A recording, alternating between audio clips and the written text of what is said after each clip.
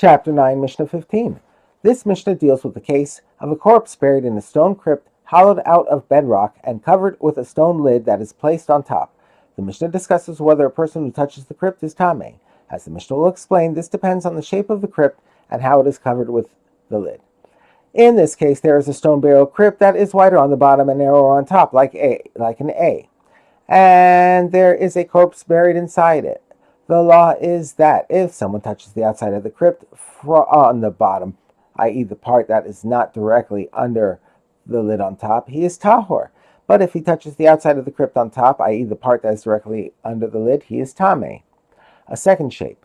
If the crypt is wider on top and narrower on the bottom, like a V, someone who touches the outside of the crypt at any point is tameh, because the entire outside wall all the way down is under the lid. A third shape.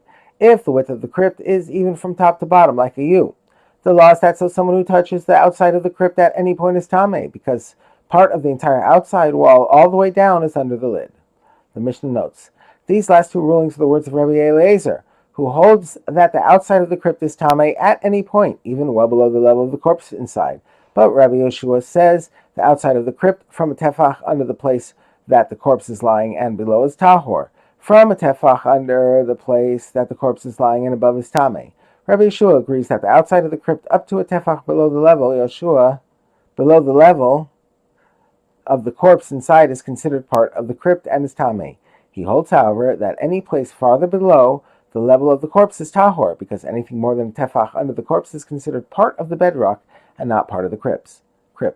The Mishnah now discusses the law where the lid on top of the crypt is placed differently.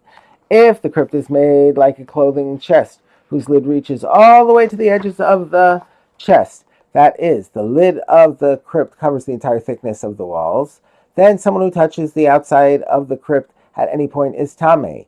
If the crypt is made like a gloskos, which is a container whose lid does not rest on top of the walls but on the inside, like a cork in a bottle, then someone who touches the outside of the crypt at any point is tahor, except for someone who touches it at the place of its opening, i.e. the lid itself.